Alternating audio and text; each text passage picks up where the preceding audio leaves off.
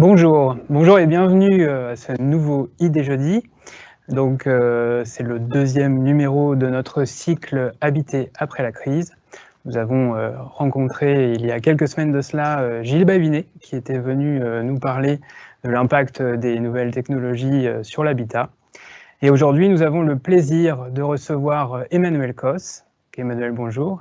Bonjour. Vous êtes ancienne ministre du Logement et de l'Habitat durable et actuellement présidente de Coalia Habitat. Et donc vous allez converser aujourd'hui avec Mathias Lévy-Noguer. Mathias, bonjour. Donc vous êtes directeur général de Logéocène et je vous laisse tout de suite la parole pour nous expliquer quel est le contexte de ce Idées Jeudi. Écoutez, bonjour Emmanuel, bonjour Mathias. Donc, merci beaucoup Emmanuel de vous être rendu disponible. Donc, on est ici effectivement au 139. Donc, le 139, c'est un espace qui est dédié à l'habitat et à l'économie sociale.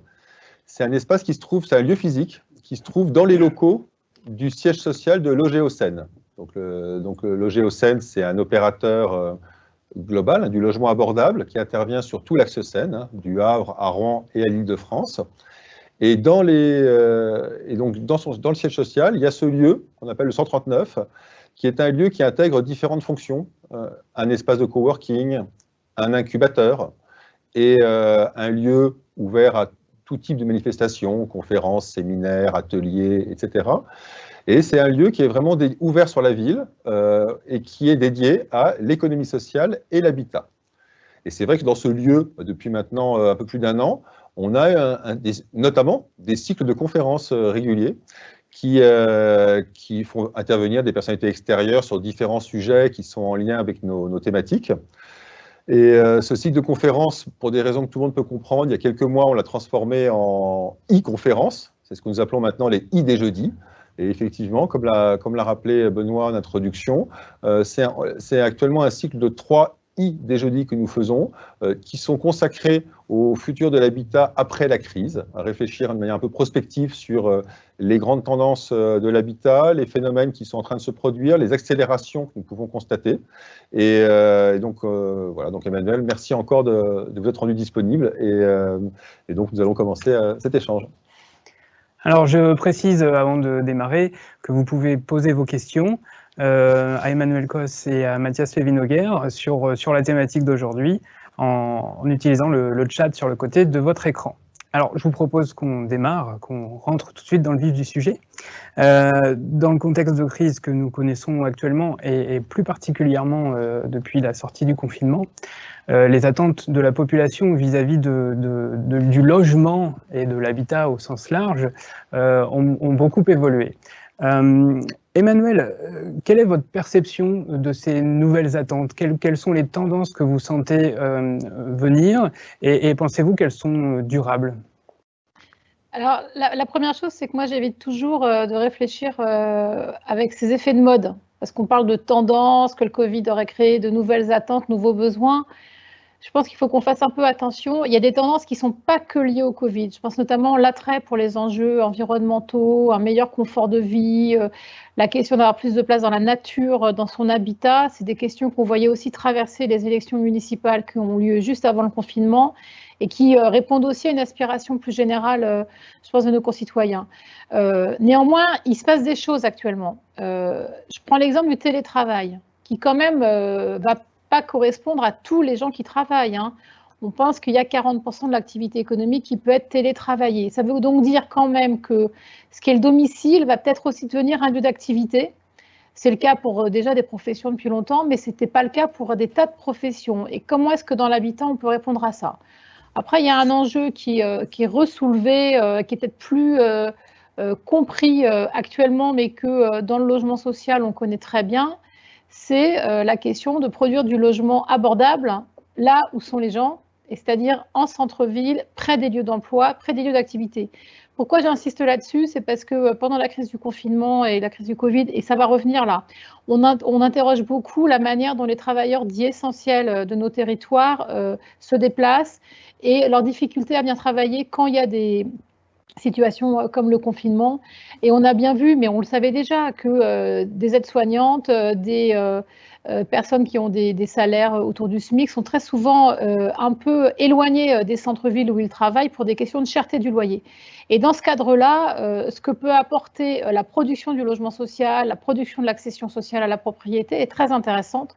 Et ça, c'est un enjeu dont on parle un peu moins, parce qu'il est un peu moins à la mode, mais pour moi, qui est extrêmement intéressant. Et le dernier sujet, c'est le confort. Moi, je pense quand même que le fait que l'on était obligé de rester chez soi a beaucoup réinterrogé sur la qualité de vie qu'on avait dans son appartement ou sa maison, les enjeux d'isolation, les enjeux de bruit, les enjeux d'espace. Et c'est des sujets sur lesquels il va certainement falloir apporter des nouvelles réponses pour pas simplement avoir des personnes qui ont l'impression d'être mal chez elles et qu'on n'apporte pas de réponse dans l'ensemble du secteur de l'immobilier. Effectivement, enfin moi Emmanuel, en tout cas, moi je vous rejoins complètement sur une chose, c'est que ce qu'on est en train de commenter, c'est certainement plus d'accélération que forcément des ruptures. Hein. C'est des tendances qui étaient préexistantes. Dans ce que vous avez dit, moi, il y a deux choses qui font écho à des préoccupations qu'on rencontre fortement en interne. Premièrement, bien sûr, c'est la question du confort du logement. Ça, c'est un élément qui est fondamental. Vous l'avez dit, la question est apparue de manière très, très crue pendant le confinement. Ça pose la question. Alors, ça nous interroge. Hein. Alors, ça nous interroge bien sûr sur tous les efforts qu'on peut faire en matière de réhabilitation de nos patrimoines. Ça nous interroge aussi sur la façon de penser les nouveaux logements. Est-ce que demain, on peut encore penser des logements réellement sans espace extérieur? Est-ce qu'on peut penser des nouveaux logements sans avoir des accès à des espaces végétalisés de proximité? Enfin, ça pose quand même des questions qui sont assez évidentes et qui se sont révélées, comme vous l'avez dit, avec la crise Covid, mais qui étaient très largement préexistantes. Donc effectivement, ça interroge sur la demande, en quelque sorte, de logement que peuvent avoir les citoyens. Et puis, deuxième point sur lequel vraiment, là, ça fait totalement écho à des préoccupations qu'on rencontre, c'est la question du travail. La question du travail, alors la question du télétravail et la question des mobilités, où on voit que là, ça nous pose deux questions qui sont assez complémentaires. La première, c'est à quelles conditions on peut travailler dans son logement. Et là, force est de reconnaître quand même que pour une grande majorité de gens qui vivent en logement collectif et qui sont en âge de travailler, les logements ne sont pas conçus aujourd'hui pour qu'on puisse y travailler avec confort à l'intérieur. Ils n'ont pas été conçus comme ça. Alors, c'est une donnée. Aujourd'hui, on expérimente aujourd'hui sur des nouvelles opérations. On vient de gagner au Havre un concours dans le cadre de Réinventer le Havre, justement sur ce concept de logement live work, enfin, des logements qui sont conçus dès le départ pour pouvoir intégrer une activité professionnelle en leur sein. Alors c'est l'idée qu'il y a des personnes que ça peut intéresser, notamment au Havre, des néo-havrais qui peuvent arriver au Havre parfois avec l'un qui a un emploi et pas l'autre, et l'autre qui du coup va développer son activité personnelle et qu'il ait un logement qui lui permette de pouvoir développer cette activité personnelle indépendante de manière confortable. Donc ça, c'est des sujets sur lesquels on travaille, même si aujourd'hui ça représente encore une part modérée de notre production. En tout cas, c'est des sujets qu'on a saisis. Et puis, mais c'est compliqué parce qu'on voit bien que là, on travaille sur l'offre neuve, donc il n'y aura jamais d'évolution radicale de notre patrimoine avec ça. Le deuxième sujet, par contre, sur lequel on peut avoir un effet de masse plus important, c'est de réfléchir au travail à proximité du logement. Donc là, c'est la question des lieux de coworking ou d'espaces de travail de proximité que l'on peut placer au plus près de l'habitat et qui ont le mérite de permettre à des personnes qui sont en télétravail de pouvoir avoir un espace de travail adapté, qui n'est pas dans leur logement, et qui en plus ont des mérites de socialisation évidents, parce que c'est vrai que travailler dans son logement, au-delà des questions de confort, c'est quand même assez isolant. Et là, on peut recréer une sociabilité professionnelle de proximité avec des personnes qui, certes, travaillent pour différentes entreprises, mais dans un même lieu. Donc, on peut retrouver quand même un environnement propice au travail. Et donc ça, cette idée quand même des tiers-lieux, des coworking de proximité, est une idée qui est vraiment intéressante, je pense, pour accompagner cette accélération qu'on voit du télétravail. Parce que ça peut répondre, en tout cas en partie, aux questions d'inadaptation des logements, ça peut répondre en partie aux questions de mobilité. Et puis en plus, ce qui est intéressant, c'est que ça nous fait rentrer sur un champ assez large, qui est au-delà du logement lui-même. C'est aussi le champ de l'accès à l'emploi. Enfin, c'est comment on interagit aussi sur notre capacité à aider les personnes qui sont logées chez nous à pouvoir travailler, voire accéder à un emploi grâce à des équipements de proximité qu'on peut installer. Donc alors là aussi, ce n'est pas des ruptures, mais c'est des choses qu'on avait aussi un peu dans les cartons. Mais là, dont a priori, je trouve que l'évidence s'impose beaucoup plus fortement au travers de ce qu'on a vécu. Mais moi, je suis vraiment tout à fait d'accord là-dessus, d'autant plus que moi, j'ai un souci actuellement dans la mode, la vague du télétravail. C'est que moi, je suis inquiète qu'on ne puisse pas dissocier les lieux où on travaille des lieux où on vit. Et je le dis là en tant que femme, pour moi, c'est quelque chose d'essentiel. Le confinement a été terrible pour beaucoup de femmes qui se sont retrouvées assignées en même temps à des tâches domestiques et des tâches professionnelles dans des lieux qui ne sont pas prévus pour ça. Et le travail, c'est aussi voir des gens, c'est aussi sortir de son environnement intime. Et c'est aussi... c'est très intéressant de pouvoir dissocier les espaces. Et c'est en ça que je trouve plus utile, me semble-t-il. On peut évidemment améliorer le confort des logements, répondre aux besoins d'espace extérieur, y compris d'espace tout simplement parce qu'on a des logements parfois trop petits. Ça, c'est une première chose. Mais c'est vrai que je trouve plus intéressant d'avoir à proximité des lieux d'habitation, des secteurs où on peut aller travailler, échanger, rencontrer des gens nouveaux parce qu'on sera plusieurs à télétravailler d'entreprises différentes. Donc, on retrouve ce lien social qui est lié au travail. Plutôt qu'on nous explique qu'on va nous faire par exemple des bureaux en plus des salles à manger ou des salons dans des logements, comme ça on restera chez soi tout le temps. Je le dis parce qu'aujourd'hui on voit là avec les mois de télétravail expérimentés qu'on commence à avoir des risques psychiques de personnes qui voient de moins en moins de personnes, qui sont de moins en moins dans l'interaction professionnelle. Et donc, c'est pour ça que je pense qu'il faut être très prudent. Par contre, ce qui est vrai, c'est que les espaces extérieurs, qui ont été bannis aussi pour des raisons d'économie, dans le logement social et dans le logement privé, y compris en termes d'entretien, on en a besoin. On a besoin d'avoir des espaces de respiration à proximité de chez soi. Et ce n'est pas d'ailleurs qu'une obligation qu'incombe aux bailleurs. Je pense que les collectivités, dans leur politique de vouloir remettre de la nature dans leur territoire, peuvent aussi accompagner ça, notamment en essayant de débitumer quelques parkings pour mettre des espaces extérieurs ouverts à tous. De ce point de vue-là, là-dessus, je pense qu'on peut évidemment améliorer fortement la proposition qui est faite aujourd'hui. Je vous propose qu'on passe à la deuxième thématique. Donc la crise actuelle semble avoir un peu modifié l'attractivité des territoires. Et par exemple, des habitants des grandes métropoles se dirigent de plus en plus vers des villes de taille moyenne, voire même des petites villes plutôt rurales. Mathias, est-ce que c'est un phénomène que vous pouvez percevoir aujourd'hui ? Aujourd'hui, c'est trop tôt pour. Enfin, il y a quelques signaux aujourd'hui sur l'évolution du marché qui sont observés à la loupe par les spécialistes, mais c'est trop tôt pour dire si c'est une évolution durable. En revanche, là aussi, ça vient pointer quelque chose qui était préexistant à la crise, c'est que ça fait quelques années qu'on s'est rendu compte qu'on ne peut pas concentrer les politiques publiques uniquement sur les métropoles. Ça fait longtemps Et donc, du coup, il y a déjà eu des actions qui ont été engagées ces dernières années, notamment sur les villes moyennes avec Action Cœur de Ville.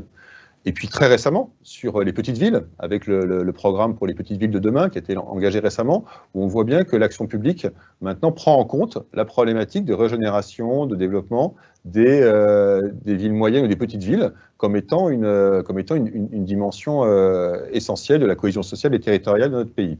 Alors c'est vrai que la crise sanitaire qu'on a connue ouvre des possibilités nouvelles, c'est toujours relié au télétravail. On peut imaginer demain que des personnes deviennent, pour une part plus importante d'entre elles, des birésidents en quelque sorte, des gens qui passent 2-3 jours par semaine dans une ville un peu plus éloignée de la métropole, et puis qui viennent passer 2 jours par semaine à leur travail en demeurant dans un logement un peu temporaire ces jours-là. Donc on peut voir ces phénomènes-là. Donc effectivement, je pense que il y a une tendance lourde aujourd'hui à se réintéresser à la problématique des villes moyennes et des petites villes, et c'est une très bonne tendance.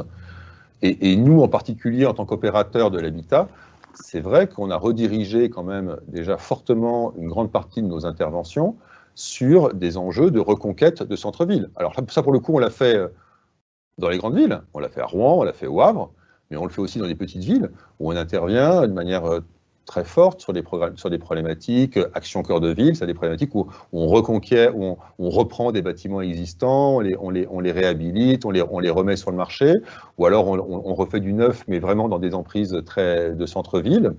Et puis, des problématiques aussi de friches sur lesquelles on est amené à intervenir aussi de plus en plus souvent, où là, il y a des problématiques parfois assez difficiles de dépollution, etc., mais qui sont des vrais enjeux de reconversion urbaine dans les centres-villes. Donc aujourd'hui, je pense effectivement que, en tout cas, et puis dernière chose, je pense que ça peut amener aussi des villes à repenser les conditions de leur développement. C'est-à-dire s'imaginer qu'on n'est plus obligé de faire gros, on n'est plus obligé de vouloir faire métropole pour avoir un projet à proposer.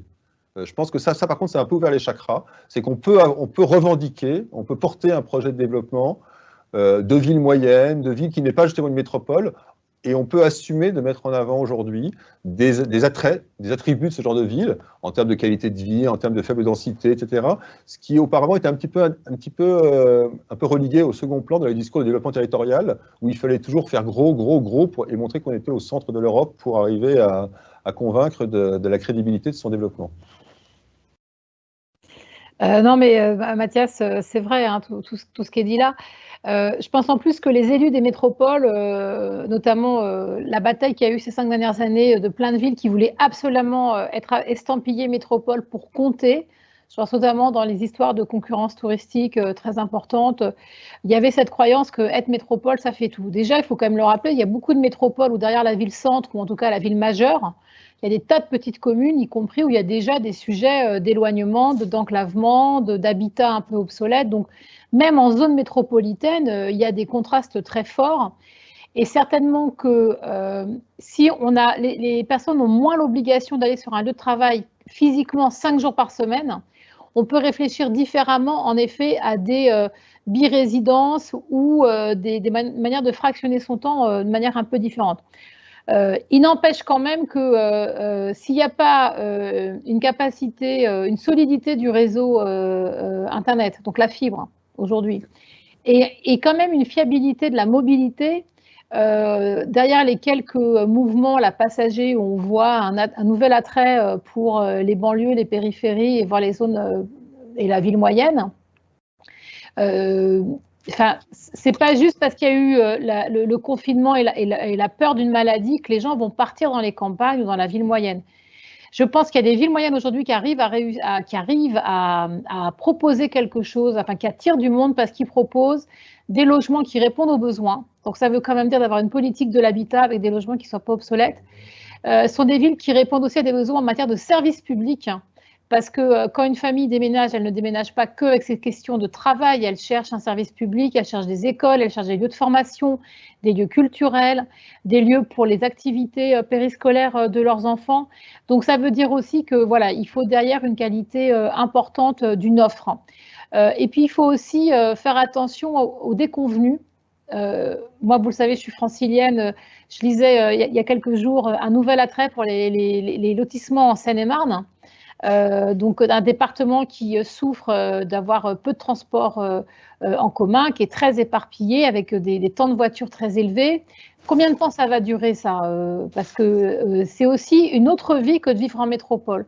Et donc il faut aussi assumer que vivre en périphérie ou dans la ville moyenne ou dans un centre-bourg, c'est une vie très différente. Donc là-dessus, il faut peut-être aussi qu'on aide tous celles et ceux qui ont envie d'y aller pour bien avoir conscience de ça.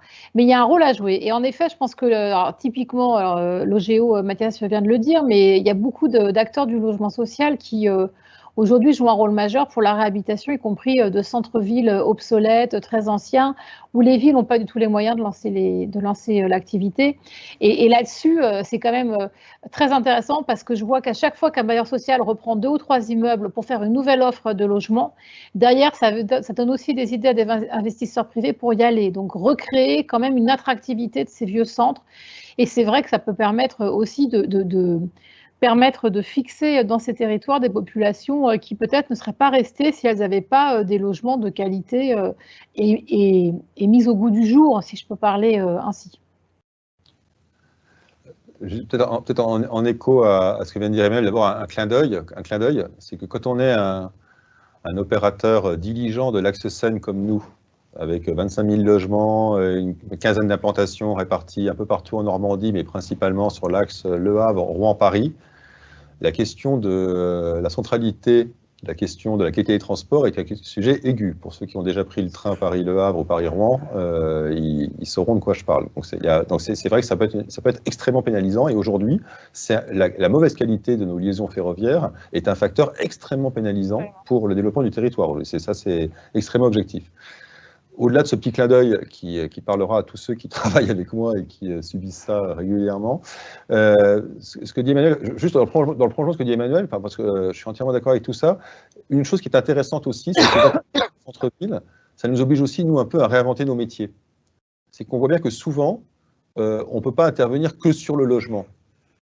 On a des exemples maintenant d'opérations où non seulement on intervient sur le logement, mais on intervient aussi de façon très active sur le portage des cases commerciales qui sont liées à ces logements, et de façon encore plus proactive sur la programmation de ces cases commerciales, en s'engageant à être un porteur d'intérêt général de longue durée, qui va assurer la collectivité locale que les commerces qui s'installeront là seront bien les commerces qui participent activement à la revitalisation attendue du commerce local. Donc on voit bien qu'il y a des porosités, il y a des extensions vraiment intéressantes de nos métiers. C'est d'intervenir bien sûr sur la partie habitat, et donc rénovation d'habitat ancien, mais d'intégrer pleinement aussi, dans un rôle à minima de foncière, voire parfois de programmateur, c'est la dimension commerce qui est attachée à cet habitat et qui est un élément central de la refondation. Et puis dernière chose aussi peut-être, c'est qu'on voit bien aussi, ça en tourne un peu autour, et puis là c'est aussi c'est un peu dans l'ADN aussi peut-être de notre groupe Action Logement, c'est qu'on voit bien que ces questions de mobilité sont directement liées aux questions d'emploi, parce que si on imagine demain que des gens vont aller télétravailler une partie de la semaine quelque part, les gens ils sont généralement en famille, donc se pose toujours la question de l'emploi du conjoint. Et si on n'est pas capable de coupler à un moment donné la réponse en termes d'habitat et la réponse en termes de recherche d'emploi, on crée des impasses. Et donc on voit bien que là aussi, il y a des extensions un peu de nos métiers qui se dessinent sur comment on articule intelligemment la création d'une offre de logement de qualité qu'évoquait Emmanuel, mais également la réponse en termes d'emploi qui va avec. Eh bien, écoutez, je vous propose de passer à la troisième thématique. Après la crise sanitaire, malheureusement, on s'attend tous à une crise sociale. Les indicateurs nous montrent qu'une frange de la population glisse vers la pauvreté, ou en tout cas la grande précarité. Mais pendant ce temps, le prix de l'immobilier, lui, stagne ou continue à augmenter, voire fortement dans certaines zones. Comment on résout cette équation? Est-ce qu'on construit du logement? Est-ce qu'on construit du logement social? Est-ce qu'on invente de nouveaux dispositifs comme le bail réel solidaire? Est-ce qu'on réquisitionne? Emmanuel, votre avis sur le sujet? Ça pourrait prendre 2 heures, la réponse, donc, parce que c'est le combat d'une vie en fait. Mais enfin, quelques grandes idées.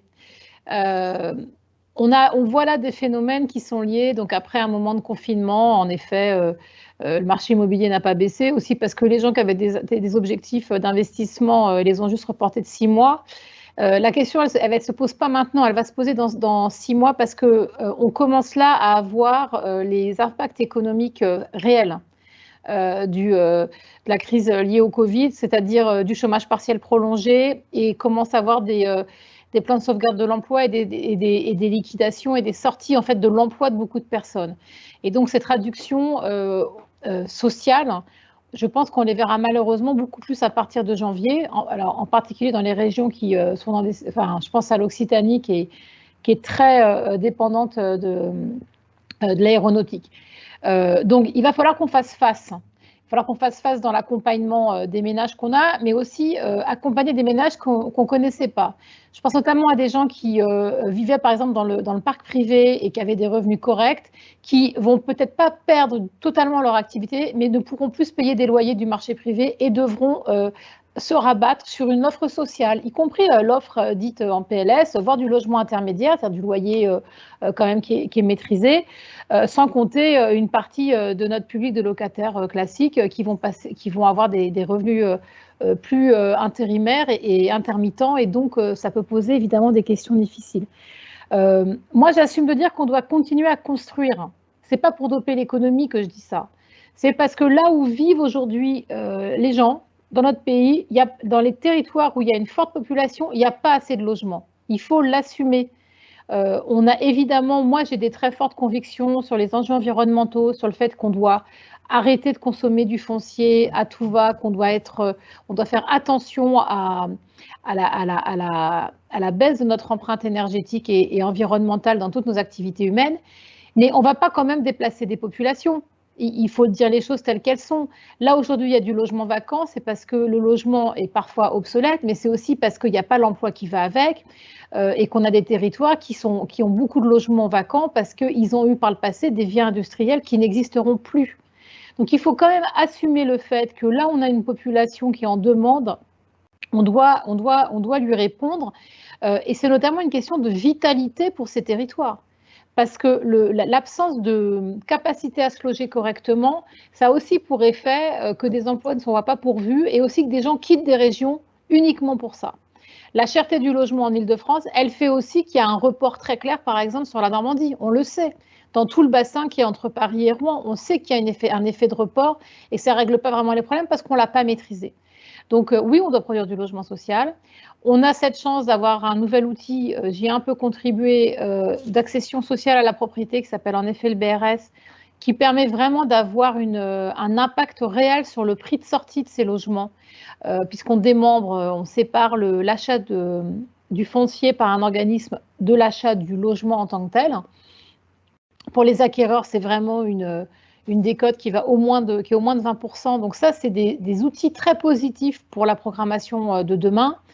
Et puis, on doit aussi assumer, et je sais que ce n'est pas au goût du jour dans les politiques nationales actuelles, mais moi, je pense qu'il faut assumer de remettre beaucoup d'argent sur l'aménagement du territoire et donc sur les politiques du logement et de l'habitat.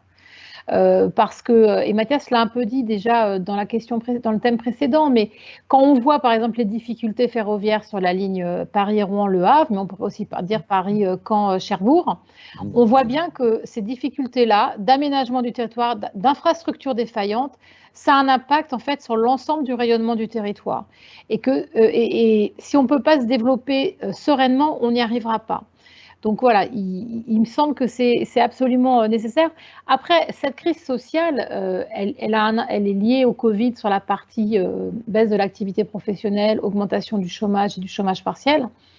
Après, il faut quand même être conscient qu'avant cette période, qui était plutôt une période de croissance économique assez forte, on avait quand même déjà plus de 16% de la population française qui vit sous les seuils de pauvreté. Donc on a quand même dans notre pays qui est immensément riche, un sujet lié à la pauvreté qu'on n'a pas résolu, et donc se pose évidemment derrière des questions d'insertion professionnelle et de lutte contre l'absence de formation ou d'échec scolaire. Moi, je souscris complètement. Juste pour alors rebondir humblement, parce que Emmanuelle parle du combat d'une vie, et elle l'a mené au plus haut niveau, et elle le mène au plus haut niveau. Nous, en tant qu'opérateurs, on le mène à un niveau beaucoup plus bas, mais c'est aussi un engagement, en tout cas, d'une vie. C'est le logement abordable, c'est l'habitat abordable. Et c'est vrai que Benoît l'a précisé dans son introduction, avec les évolutions qu'on imagine de la situation sociale d'un côté et du marché immobilier de l'autre, plus que jamais, l'habitat abordable a une place déterminante. Donc effectivement, nous, on y croit beaucoup aussi, et on pense aussi qu'il faut continuer de construire, et on le fait beaucoup d'ailleurs, et on croit beaucoup au rôle central de l'habitat abordable dans le pacte social du pays, qui est absolument fondamental.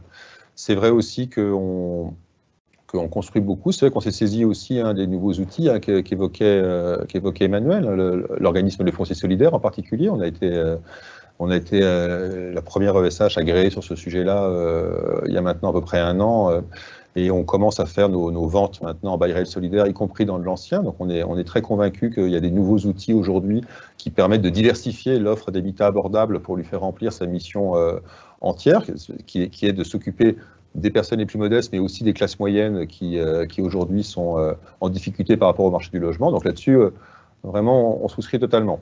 Après, moi, ce que je rajouterais peut-être, ça c'est peut-être plutôt qui est devant nous, c'est que j'ai l'impression quand même qu'il y a un rendez-vous devant nous en tant qu'opérateur. On a un rendez-vous, c'est que si la crise sociale qui s'annonce est aussi dure qu'on peut le craindre, on ne le sait pas encore, il ne s'agit pas d'être catastrophiste, mais c'est-à-dire que si il y a une vraie aggravation des paramètres de pauvreté qu'évoquait déjà Emmanuel dans le futur, on a un rendez-vous, nous, en tant qu'opérateurs du logement abordable, c'est notre capacité en interne à nous être structurés pour répondre à des enjeux de solvabilisation, de maintien dans le logement, plus fortement que ce qu'on fait aujourd'hui. Enfin, je reconnais, hein, je pense et donc là, il ne faut pas être surpris par ça, il faut s'y préparer. Il n'est quand même pas improbable que dans les 2-3 ans qui viennent, on se retrouve confronté à un volant de situations plus importants qui vont être très difficiles.